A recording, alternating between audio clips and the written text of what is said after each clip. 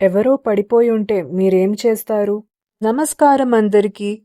Welcome to చిట్టి కథలు.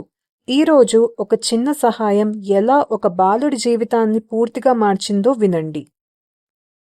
ఒక చిన్న గ్రామంలో రాము అనే బాలుడు ఉండేవాడు. అతను చాలా పేద కుటుంబానికి చెందినవాడు.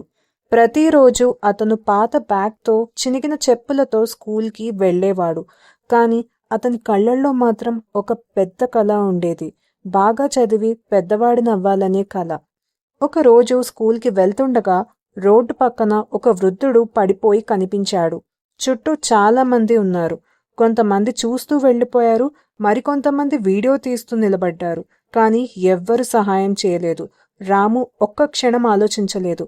అతను తన బ్యాగ్ పక్కన పెట్టి వృద్ధుడిని లేపి నీళ్లు ఇచ్చాడు.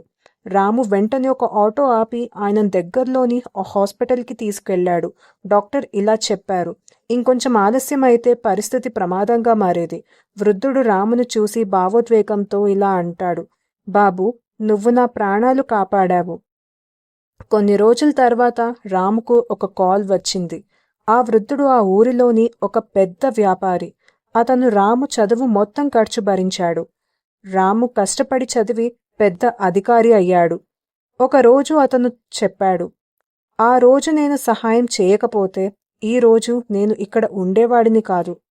మనం చేసిన చిన్న మంచి పని మన భవిష్యత్తును మార్చగలదు. ఈ కథ మీకు నచ్చితే ఒక లైక్ ఇవ్వండి మరియు మరిన్ని చిట్టి కథల కోసం సబ్స్క్రైబ్ చేయండి. మనసుకు తాకే కథలు ఇంకా చాలా ఉన్నాయి.